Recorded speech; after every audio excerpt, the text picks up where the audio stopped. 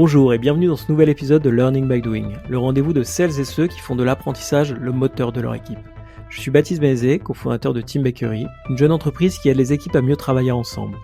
Dans cette émission, je pars à la rencontre de femmes et d'hommes de conviction qui pensent que l'épanouissement au travail passe par la curiosité, le test, l'erreur, l'échange entre pairs. Mon objectif pour les prochaines minutes est de vous embarquer avec moi pour comprendre les enjeux actuels de l'apprentissage au sens large, pour mettre en lumière les recettes qui ont fait leurs preuves, pour décrypter les tactiques et les bonnes pratiques d'acteurs à la pointe sur le sujet. En espérant vous inspirer dans votre démarche d'apprentissage, je vous souhaite une excellente écoute.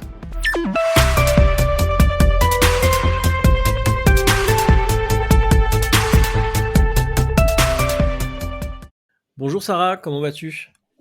Bonjour Baptiste, très bien, merci de me recevoir. Écoute, c'est un grand plaisir. Aujourd'hui, donc, on va parler de la place des femmes dans les équipes et dans les équipes tech notamment.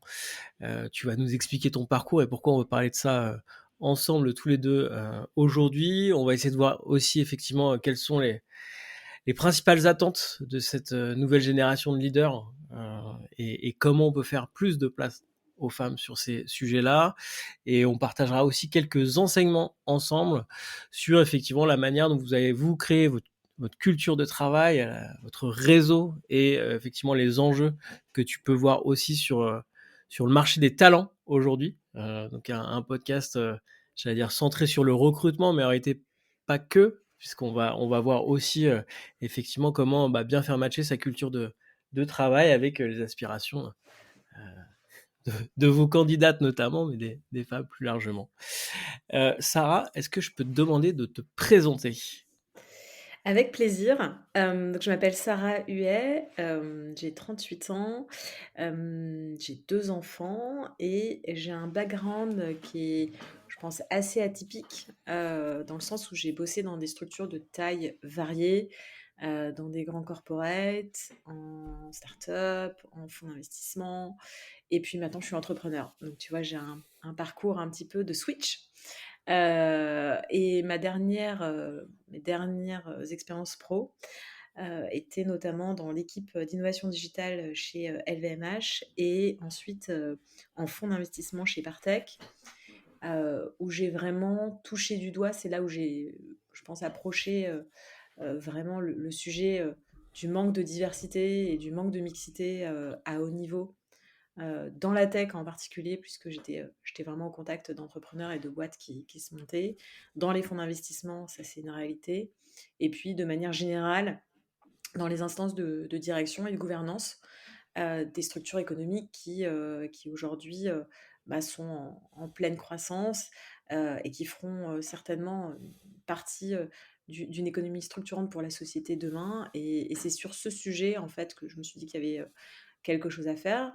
Donc finalement, on va en parler, mais je suis devenue intrapreneur au sein de Partech que j'avais rejoint en essayant de monter presque on peut le dire, une task force pour essayer de recruter des profils plus divers pour les sociétés qu'on avait en portefeuille.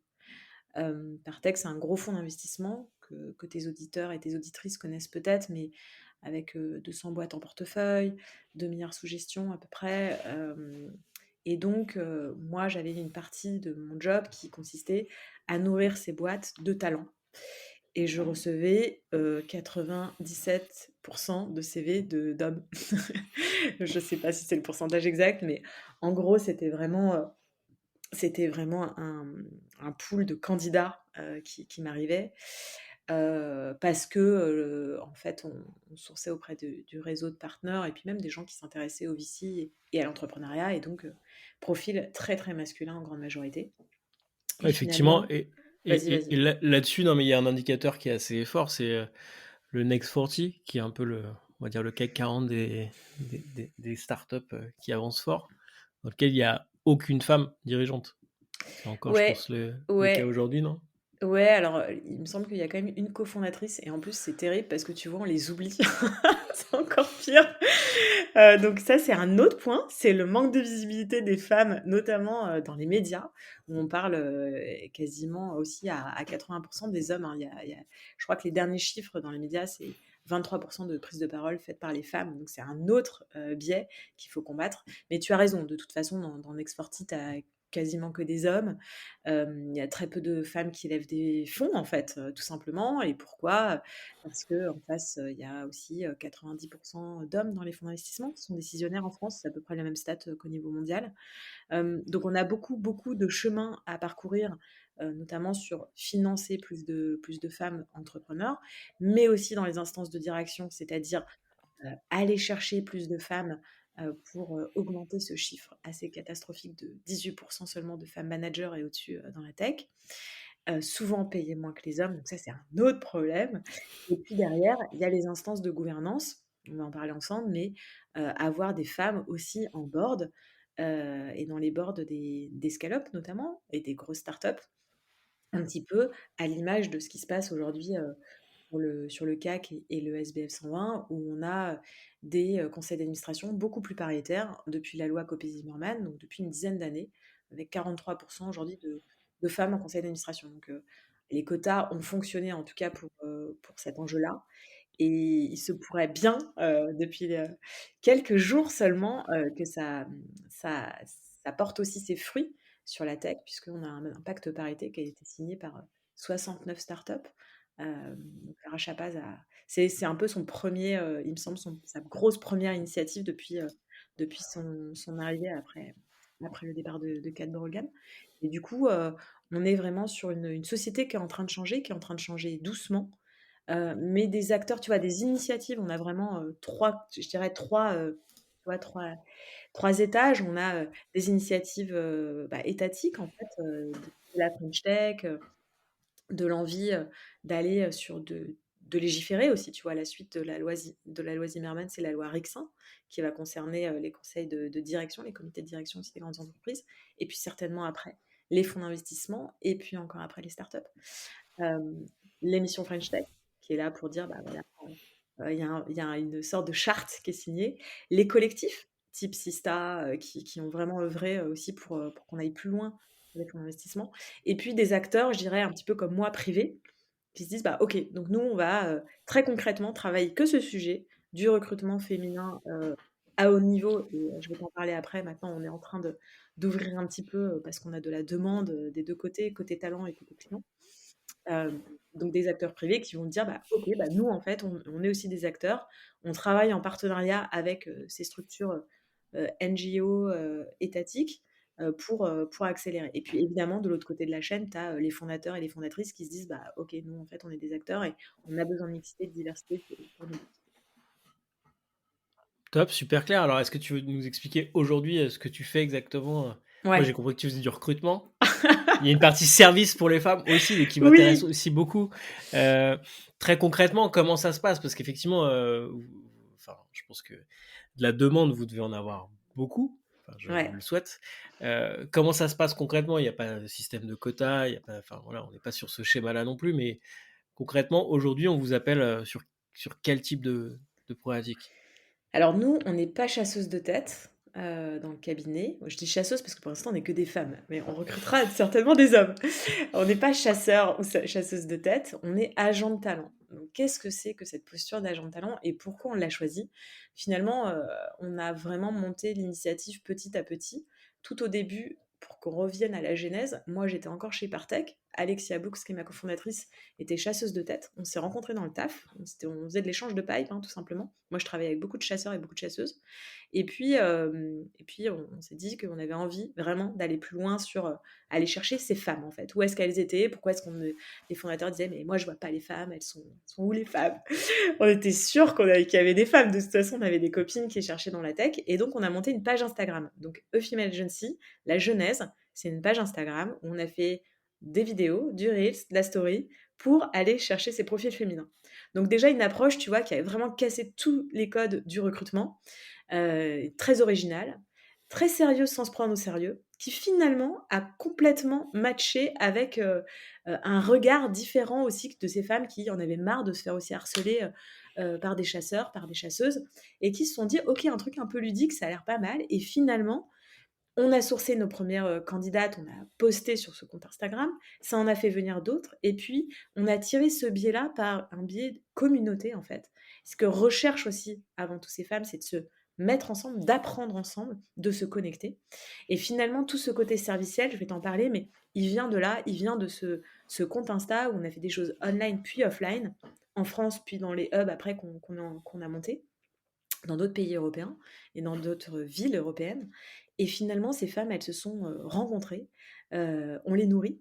Donc chaque semaine avec des masterclass, avec des experts qui viennent parler. Tu vois, ce matin, on était, je t'en parlais juste avant de lancer le live, mais on était chez Founders Future avec Marc Ménassé et puis Sarah Korn, qui est partenaire chez Founders Future, pour voilà, discuter. C'est deux patrons qui nous parlent de leur métier, de comment accéder à ces fonctions-là, pour des profils qui sont aussi atypiques, parfois qui n'ont pas d'expérience dans l'investissement. Donc en fait, tout ça, tous ces petits déjeuners, toutes ces choses qu'on fait, elles sont hyper, hyper enthousiastes à les rejoindre. Pas seulement juste à aller prendre un verre, ou tu vois, mais il y a vraiment une communauté d'intérêt qui porte sur un enjeu commun d'ambition. Et donc tu me disais, vous devez avoir beaucoup de femmes. Oui, nous on cherche avant tout des femmes qui ont de l'ambition et sur des métiers dans lesquels on peut les accompagner. Et donc tout ce côté serviciel a très très fortement marché, ont attiré des profils de plus en plus haut niveau. Et puis finalement, moi j'ai quitté le fond, Alexis a quitté ses chasses et on a monté A Female Agency comme ça, en fait, par la demande. Et aujourd'hui, qu'est-ce que c'est ce métier d'agent? C'est un accompagnement sur mesure que l'on propose à nos talents. Donc, si tu veux, tu as vraiment une relation privilégiée avec ton agent et des jobs. Donc, nous, on fait quand même que du recrutement, hein. C'est notre métier de base et c'est aujourd'hui notre unique source de revenus.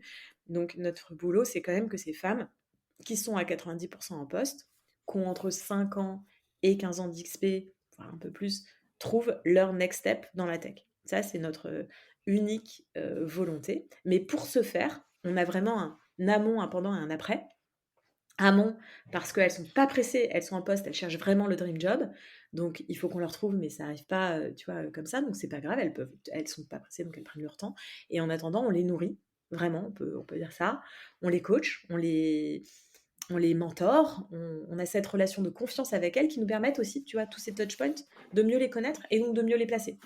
Parce que bah, t'auras peut-être une Mathilde ou une Karine qui n'a pas vraiment la même culture ou les mêmes valeurs qu'une Amandine et qui va pas rechercher le même type de boîte, le même type de fondateur. Et comme c'est souvent des postes à haut niveau, c'est super important de comprendre qui sont ces femmes pour bien les placer.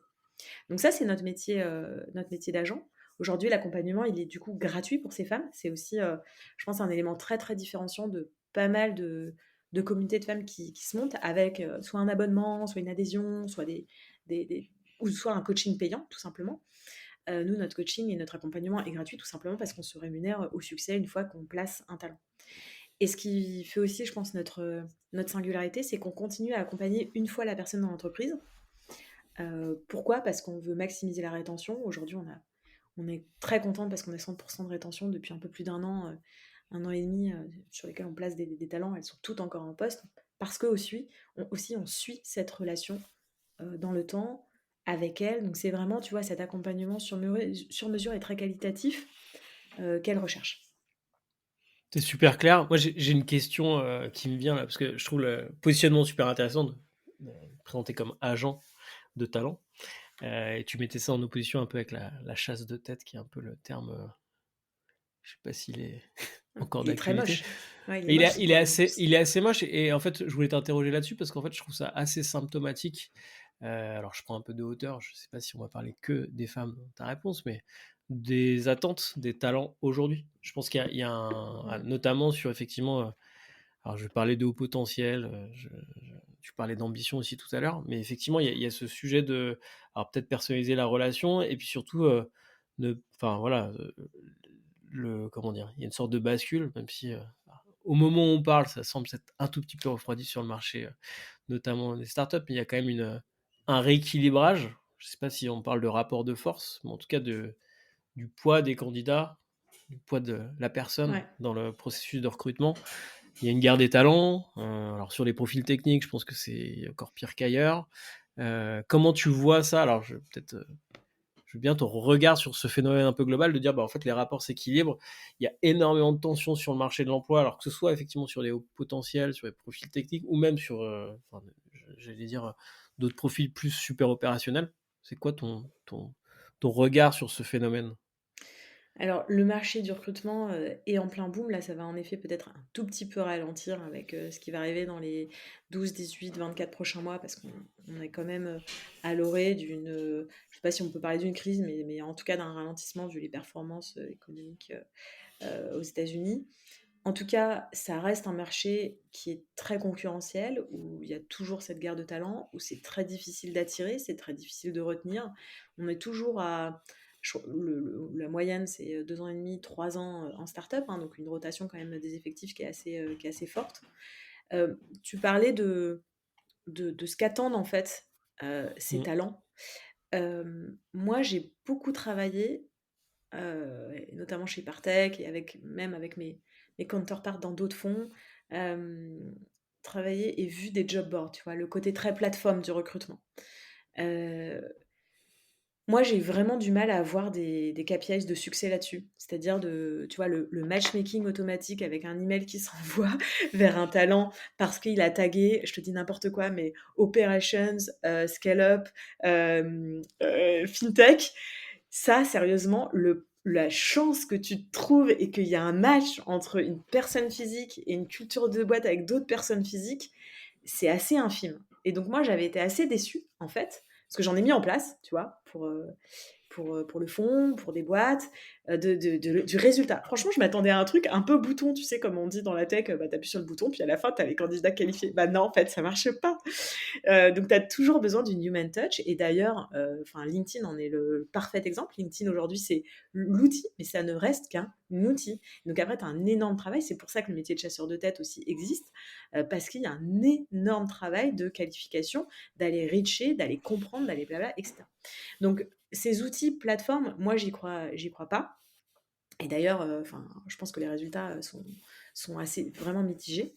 Et ce qu'attendent ces talents, en plus, de l'autre côté de la chaîne, mais c'est vraiment l'antithèse de ce truc-là. Aujourd'hui, tu es quelqu'un à haut niveau, mais tu vas pas sur Welcome to the Jungle, en fait. Tu attends que ton réseau, tu vas activer ton réseau, tu vas faire des entretiens exploratoires, tu vas prendre des cafés avec des gens qui vont te mettre en relation avec Baptiste qui a monté sa boîte, il faut absolument que tu le rencontres parce que je pense qu'il peut, tu vois, c'est tout ce côté très, très informel, d'où ça va marcher. Et en fait, moi, ce dont on s'aperçoit, c'est que même à de profils plus juniors, attendent exactement la même chose. C'est vraiment une prise en main de dire je te comprends, je vois tes aspirations, je comprends ton ambition. On va pas aller sur Welcome to the Jungle juste taper legal counsel parce que tu as fait du legal, parce que tu as été avocate. Non, on va aller travailler pour quel type de boîte tu veux aller, quelles vont être tes motivations, tes patterns, la culture de boîte, etc. Donc, c'est comprendre tous ces signaux qui vont amener des talents à se dire bah oui, en fait, c'est parfait, c'est exactement le job, mais comment t'as fait c'est dingue que t'aies trouvé. Et bah oui, parce qu'en fait, ça prend du temps. Donc, l'accompagnement, je pense que il est très singulier. Je pense que nous, on a vraiment cassé un peu ce modèle très usine du recrutement. Et ce qui est chouette, c'est qu'en plus, ça marche. Hein, tu vois, on serait pas là sinon et j'aurais peut-être déjà mis la clé sous la porte. Mais en fait, d'accompagner bien des talents et bien des boîtes, ça fonctionne. Alors, ça prend beaucoup, beaucoup plus de temps que d'aller sur LinkedIn, mettre des tags et envoyer ta liste de talents à des boîtes, ça c'est sûr. Mais bon, il y a des chasseurs de tête aussi, je critique pas l'ensemble, il y a des chasseurs de tête qui font très bien leur boulot. Mais en tout cas, cet accompagnement sur mesure, il marche. Et ce qui est marrant, c'est que donc, je te parlais de profils plus juniors.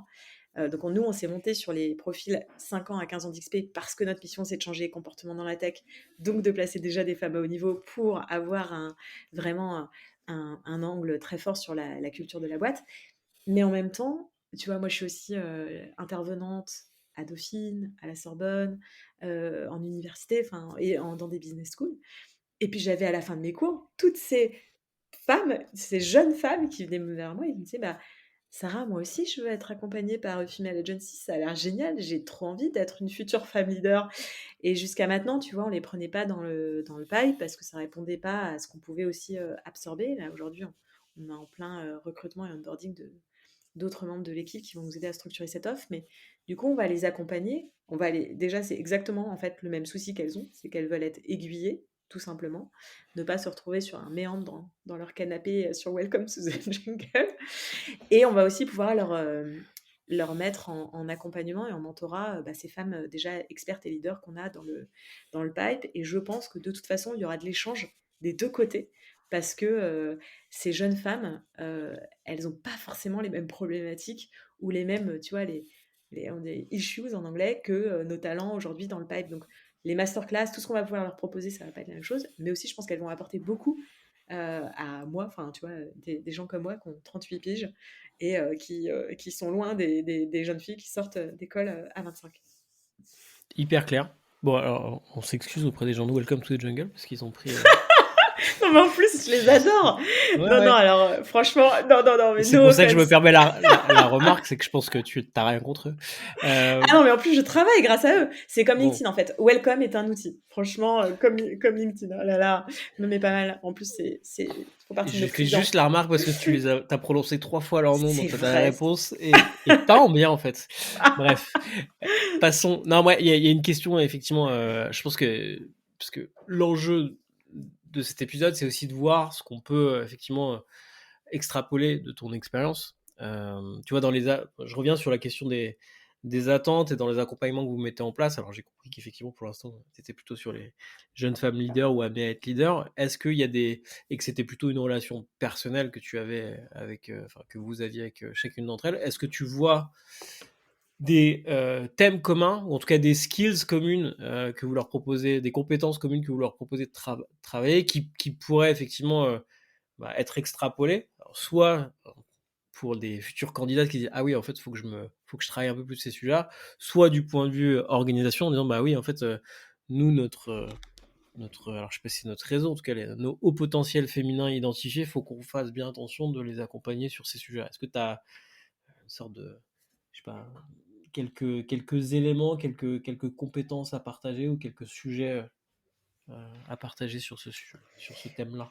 Complètement. Et d'ailleurs, c'est des interventions qu'on commence aussi à faire nous, dans les boîtes parce qu'en fait, nos clients nous sollicitent et nous disent: «Bah, OK, bah, super, en fait, vous faites, tous ces thèmes, toutes ces masterclass avec toutes ces expertises pour vos talents. Est-ce que vous voulez venir aussi, en parler à nos leaders, féminins, mais aussi masculins, en fait?» C'est beaucoup plus inclusif parce que je vais t'en parler.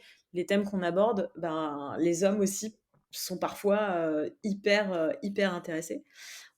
On a en gros 3 thèmes, sur ce côté, très éducation. En fait, elles viennent donc tu as un côté inspiration, ça c'est sûr, sur les parcours, on fait parler des gens qui sont assez inspirants et cetera, donc ça je t'en parle pas trop, mais c'est un des gros sujets de ce qu'on fait chez Female Agency et ensuite tu as toute une partie éducation avec des masterclass. Il y a en gros 3 grosses briques.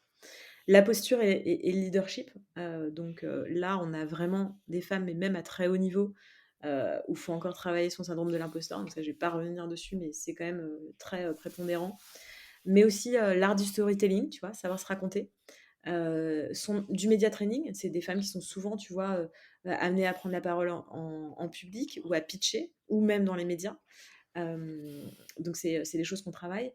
Développer sa créativité. Donc tout ça, c'est des postures où on fait intervenir soit on le fait nous, mais soit on fait intervenir des experts avec qui on adore travailler.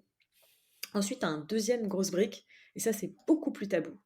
Mais alors, sont friandes, et tout le monde est friand de ça, et moi, c'est un de mes sujets de cœur. C'est l'argent et l'investissement. Donc, l'argent chez les femmes, je t'enclin à juste. Tu vas sur Google, enfin, tous vos auditeurs et vos auditrices, allez sur Google et vous marquez argent et femme. Et vous allez voir, non, argent, femme et citation. Parce que j'ai fait un podcast avec INSAF de ma juste valeur et je devais donner tu vois, une citation des femmes et l'argent enfin, à la fin. Et évidemment, moi, j'ai pas d'idée, je vais sur Google, les femmes, argent, citation. Et là, mais c'était un florilège. Je vous encourage à aller voir, c'est juste horrible ce que tu trouves. Donc, c'est vraiment très, très vulgaire.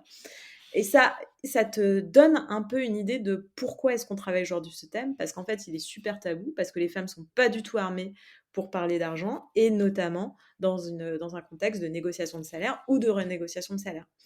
Donc l'argent et l'investissement, c'est un des sujets qu'on adore aborder, parce que ça les concerne directement, et parce qu'elles sont très très loin. Même moi, j'étais assez triste du niveau de femmes aujourd'hui, tu vois, éduquées, qui travaillent depuis 10-15 ans sur l'investissement. Donc on fait des masterclass sur les premiers clés de l'investissement avec des money coach, donc des femmes qui font ça et qui accompagnent des gens dans leurs investissements. Apprendre à diversifier ses revenus, qu'est-ce que ça veut dire être business angel, comment devenir business angel, peut-être aussi comment aller chercher d'autres sources de revenus. Et donc là, je t'en parlerai juste après, mais c'est une casquette qu'on est en train de développer sur les instances de gouvernance et donc pour ces femmes aller chercher des mandats en conseil d'administration, comme le font très très bien les hommes. Donc toute cette brique argent et investissement, on adore l'aborder et je pense qu'on est assez légitime aussi pour le faire. Et en plus, c'est assez singulier comme approche. Et puis enfin, tu as un dernier élément sur l'écosystème tech en général. Et par exemple, ce qu'on a fait ce matin, mieux connaître les fonds d'investissement, tu vois, des acteurs qui sont un petit peu plus feutrés, des mondes un peu plus fermés, mais des acteurs tech. euh, Ça, c'est chouette. Et des nouveaux modèles.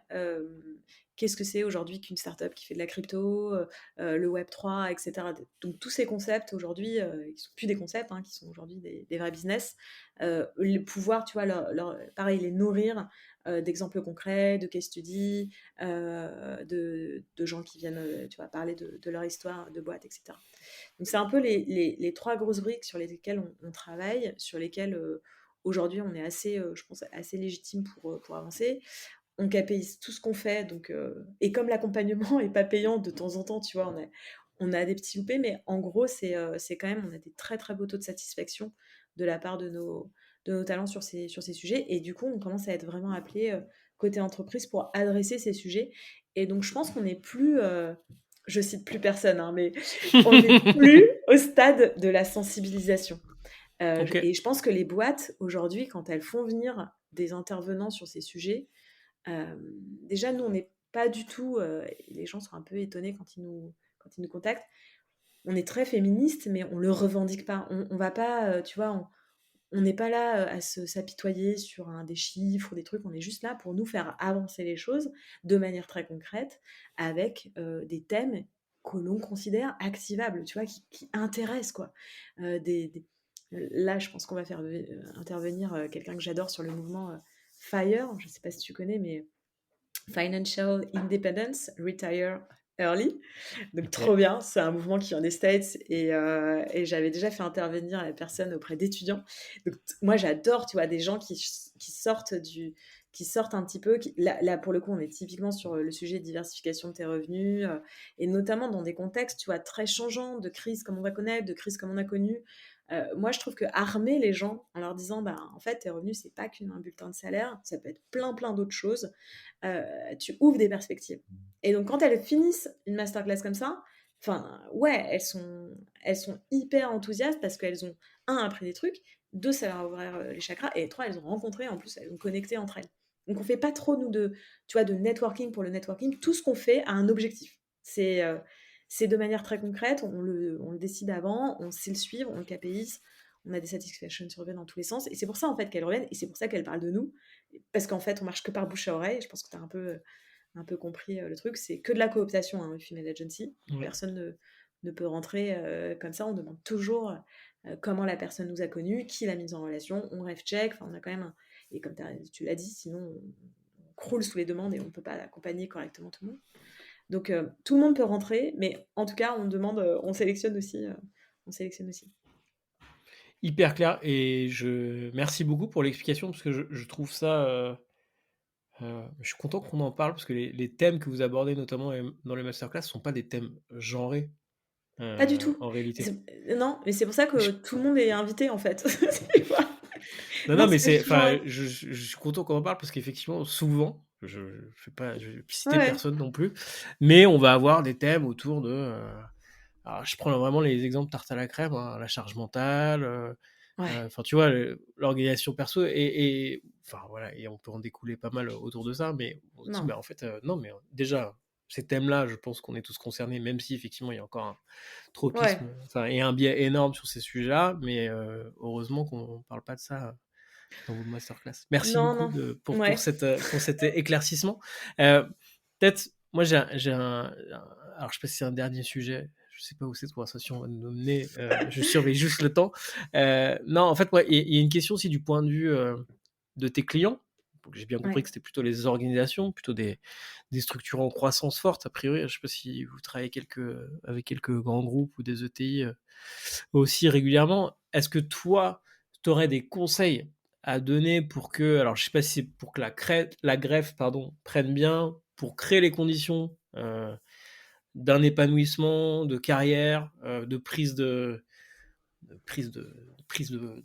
poste importante, de trajectoire dans les organisations. Est-ce qu'il y a des choses que vous mettez aussi en place? Parce qu'effectivement, il faut travailler, alors, que ce soit la confiance en soi, le bagage, connaissance globale du point de vue candidate et du point de vue organisation. Est-ce qu'il n'y a pas des choses aussi à mettre en place au-delà de ces masterclass où j'ai bien compris que vous étiez en train de répliquer ce modèle-là, mais est-ce qu'il y a Mmh. voilà, des choses auxquelles faire attention tu vois, si on imagine que tu as un ou une DRH face à toi, c'est quoi tes quelques conseils?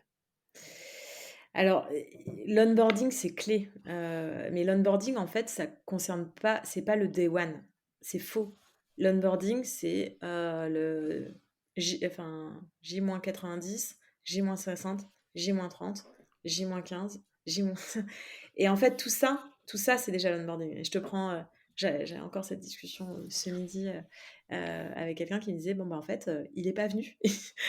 Un candidat clé, alors c'est pas nos clients et tout, mais un copain qui me disait un candidat clé qui devait venir, ça faisait 3 mois, ils avaient nana, le mec vient pas le premier jour. Personne ne comprend, ça se passait bien. En fait, il a on parlait de la guerre des talents, hein. Il a une post-propale de sa boîte, mais ça, c'est de plus en plus le cas. C'est très cow-boy, hein, c'est-à-dire que la personne va remettre sa démission et puis, ben, bon, bah, tu veux combien? Ok, donc ça va jusqu'à des montants à 6 chiffres que nous, on a vu sur le marché, donc c'est très cavalier. Mais donc, du coup, pour aller retenir en fait un candidat, mais il faut aller le retenir même après que tu aies signé la promesse d'embauche. Et ça, souvent, on l'oublie. En fait, tu sais, on a closé, les HR close, et puis ils se disent, ok, c'est bon, alors lui, c'est bon, next, quoi. Il arrive dans 3 mois. Non. Donc, l'onboarding doit commencer avant l'entrée de la personne dans la boîte. Tu peux nourrir ton candidat avec des infos sur la boîte. Tu peux commencer à l'inviter à une rencontre informelle. Et ça, c'est ce qu'on voit le mieux. Et nous, c'est aussi les conseils qu'on donne avec nos clients. Évidemment, on est là, nous, enfin, on est l'intermédiaire pour s'assurer que tout ça est fait. Est-ce que tu as eu les premiers touch points? Est-ce que ça va bien? Est-ce que tout... Donc, si ça va pas, on est là pour alerter en disant, bah voilà, envoie-lui un peu d'infos. Ou là, elle se demande sa première date de démarrage. Est-ce qu'elle est plutôt à Nice? Est-ce qu'elle est plutôt machin? Donc, tout ce travail-là en amont, en fait, de l'onboarding, c'est clé. Pourquoi? Parce qu'un candidat va se faire souvent une opinion de la boîte très, très rapidement. C'est un peu comme ton premier rendez-vous. Si voilà, il y a eu, que tu sois un homme ou une femme, il y a eu trop pris sur le début de la marchandise et des comportements, bah ça va pas le faire.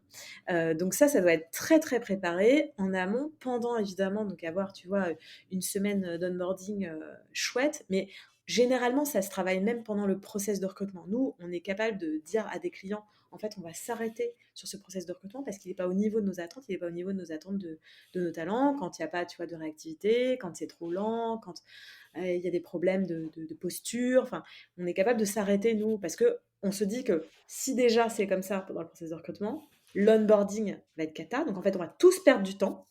Nous, il y a une grande chance que la personne drop. Et Mmh. donc, nous, si la personne drop pendant la période d'essai, on rembourse nos clients. Donc, en fait, tout le monde a perdu un max de temps. Donc, on préfère s'arrêter avant et dire on KO jamais complètement des clients, heureusement, mais on leur dit bon, pour ce recrutement, on va s'arrêter, on peut rediscuter de vos process et tout, mais pour l'instant, c'est pas possible avec nous. Donc, je pense que le sujet de l'onboarding, il est déjà clé. Ensuite, c'est la manière dont tu vas accueillir la personne. Là, franchement, je pense qu'on a fait un gros, gros pas en avant dans l'écosystème, notamment nous, parce qu'on bosse avec, tu vois, des startups B2B SaaS, donc il n'y a pas assez de femmes déjà.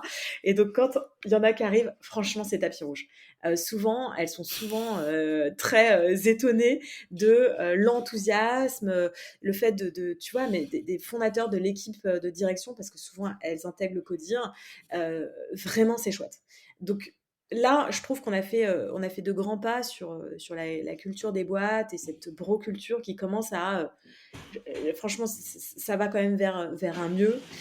C'est fini les hey guys. Enfin, il y a plein de trucs quand même. Et tu vois, c'est pour ça que je te dis, on est vraiment passé de l'ère de la sensibilisation. Ça y est, tout le monde est sensibilisé. Ah, tu vois, les job desks doivent plus être biaisés, etc. Genrés, pardon.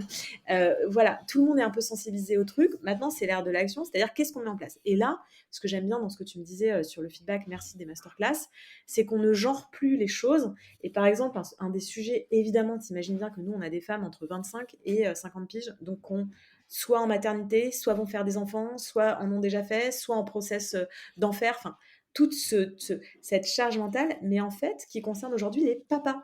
Et donc, quand une boîte se soucie, commence à se soucier, et franchement, ils le font tous très rapidement, de ce sujet de parentalité, ben, ils voient la maternité et la paternité. Et ça, c'est un gros, tu vois, un gros changement dans l'écosystème. Alors, Sista a vraiment œuvré pour le faire, mais même des médias, tu vois, là, je te parle de la très bonne manière de Welcome qui fait ses vidéos, et il y a souvent des vidéos voilà, sur les sujets de parentalité, de maternité et tout, le parental act. Et puis, il y a un gros truc, en fait, qui est arrivé quand même dans l'écosystème, c'est que à l'époque, les gens qui montaient des boîtes, ils avaient 25 piges. Maintenant, c'est souvent des mecs aussi, ils en ont 35 et ils sont papas. Donc tu vois, il y a tout ce truc aussi de maturité, je pense, de l'écosystème qui fait que bah ouais, en fait, ils ont aussi des femmes qui travaillent et ils veulent aussi en profiter, ils veulent profiter de leurs enfants. Donc tout ça fait que ces sujets de parentalité sont pris et sont plus souvent que la cause des femmes, mais pris plus largement dans l'entreprise. Et puis enfin, je pense qu'il y a la rétention au global, donc de pouvoir nourrir tes talents. Et là, je pense qu'il faut sortir un peu, tu vois, des formations un peu classiques. Donc ça peut être par nous avec ce type de masterclass qui vraiment, bah, c'est de l'engouement, c'est comment tu vas travailler tes finances. Enfin, ça dépasse la boîte, ta posture, mais ta posture de, tu vois, savoir te raconter bah, en toutes circonstances, quoi. C'est génial, c'est ton personal branding, tu peux l'utiliser tout le temps. Ta créativité, tu peux l'utiliser aussi. Moi, je suis devenue créative, j'étais pas forcément, mais j'ai appris à travailler ça. Et aujourd'hui, j'ai toute une partie personnelle, tu vois, qui n'a rien à voir avec tout ce dont on se dit. Je fais des chasses au trésor pour les enfants, tu vois. Donc, et ça m'éclate. Et ça, tu vois, j'ai appris à le faire, quoi. Donc tu as tout ça que tu peux retrouver aussi. Et la sphère pro, la sphère perso est tellement, maintenant, sont tellement intimement liées, notamment parce que tu parlais du futur du travail. Et ben aujourd'hui, le travail, c'est le remote, tu peux bosser tu as une grande liberté. Et donc c'est bien, tu vois, de se dire que cette frontière, elle est ténue. Bien sûr, il faut un respect hyper fort de la vie privée, mais cette frontière est ténue. Et donc tu peux profiter de choses de ton côté pro pour ton côté perso. Et ça, je pense que quand les boîtes auront vraiment compris qu'une boîte qui nourrit ses talents, mais tu sais, c'est un peu le Google, enfin le nouveau Google, quoi. Google nourrissait vraiment physiquement les gens, tu vois, ça devenait un Sens village, ils les propre. nourrissaient au sens propre du terme. Là, tu arrives sur un truc où les gens vont repartir. Donc, toutes les semaines, il peut se passer quelque chose d'inspirant, de chouette, mais ils vont partir. Mais pourquoi ils ont envie de bouger, en fait? Tu les nourris, tu fais des choses qui sont inspirantes avec des gens que tu trouves chouettes. Bon, bah, ça aussi, ça travaille la rétention. Pas juste, évidemment, reconnaissance de salaire. Et ça, c'est un autre sujet. Si tu veux garder les gens, il faut que tu aies une grille salariale qui soit nette et qui soit clean, quoi. On parlait d'écart tu vois, entre les hommes et les femmes. Aujourd'hui, on est toujours à 23% d'écart moyen entre les hommes et les femmes dans la tech. C'est quand même catastrophique, tu vois. On est pas bon, quoi. Donc, évidemment, avec tout, quand tout ça est clean, tu peux travailler la rétention. Super clair. Merci beaucoup, Sarah. C'est limpide, c'est riche aussi. Je pense qu'on pourrait revenir sur chacun des points dans le détail. Le temps file. Moi, j'ai quelques petites questions pour finir à te poser. La Ouais, première d'entre elles, c'est comment toi tu apprends? Comment tu apprends sur le sujet? Comment tu apprends quand tu as un ouais, problème devant toi? Comment tu te ouais. nourris? Alors, moi, je suis une grosse consommatrice justement, de se nourrir et d'investir sur soi. Donc, pour te dire, les premiers euros de A Female Agency, le premier euro de chiffre d'affaires dans la boîte, on l'a réinvesti dans une formation avec Alexia. Aujourd'hui, on est à l'EM Lyon. D'ailleurs, on a 3 jours de formation cette semaine pour devenir apprendre et comprendre la posture d'administratrice Donc, pouvoir devenir board, tu vois, en conseil d'administration, board member. Qu'est-ce que ça veut dire, la gouvernance, la RSE dans les conseils d'administration, enfin tous ces sujets avec une formation qui est super, qui est orchestrée par Her Values et qu'on imagine demain aussi pouvoir proposer à nos talents plutôt tech. Parce que c'est un besoin. Et donc, tu vois, on s'est dit, on avait préparé ça bien avant d'avoir les premiers euros de chiffre d'affaires, mais on s'est dit avec Alexia, ça a du sens pour nous. C'est aussi la suite de l'histoire, c'est la suite, ça va servir notre boîte. Il y a un ROI direct derrière pour nous, pour nos talents. Enfin, tu vois, c'est Mmh. même pas on se pose la question de oui ou non. Autre sujet, on va se faire coacher. Ça, c'est aussi un investissement sur soi. Et donc, tout ça, investir sur soi, je pense que c'est comme ça, moi, que je me développe. Chaque année, je développe un ou une skills, tu vois, particulière, mais qui vont de me remettre au piano. Donc, tu vois, je te parlais de créativité, ça en fait partie. Mais en fait, derrière, ça sert aussi ma boîte parce que je suis plus focus. C'est comme de la méditation, machin. Le sport, c'est pareil. Donc, en fait, chaque année, vraiment, je travaille sur une corde. D'ailleurs, ça fait trop rire mon mec parce qu'il me dit, bah attends, l'année prochaine, ça va être quoi? Mais je travaille vraiment sur une corde, mais je peux aller très loin, tu vois. Les réseaux sociaux, moi, j'ai lancé le Female Agency avec Alexia. J'avais pas touché les réseaux sociaux depuis 10 ans. Et j'ai lancé un compte Insta qui n'était pas une agency pour comprendre l'engagement. Je me suis formée. Enfin, je suis allée très très loin dans le truc. Et tout ça, ça fait que bah, du coup, tu développes des skills. Tu sors toujours de ta zone de confort d'une manière ou d'une autre, mais tu investis sur soi. Donc, conseil, et c'est d'ailleurs ce que je dis, ce qu'on répète à nos talents, et ça va dans ce sujet de l'argent et l'investissement. Premier investissement, c'est d'investir sur soi. Donc, acheter des masterclass qui vous semblent chouettes, aller vous en off-site, mais même pour vous, tu vois, aller vivre une semaine, je sais pas où si ça vous fait kiffer, mais investir sur soi, c'est vraiment moi ce qui me fait avancer, en tout cas. Très clair, très clair. Est-ce que tu as des ressources? Alors, je sais pas si tu vas nous partager les cours de piano, mais Ah non, je vais pas te partager les cours de piano. mais non, mais en gros, pour nourrir aussi enfin, Ouais.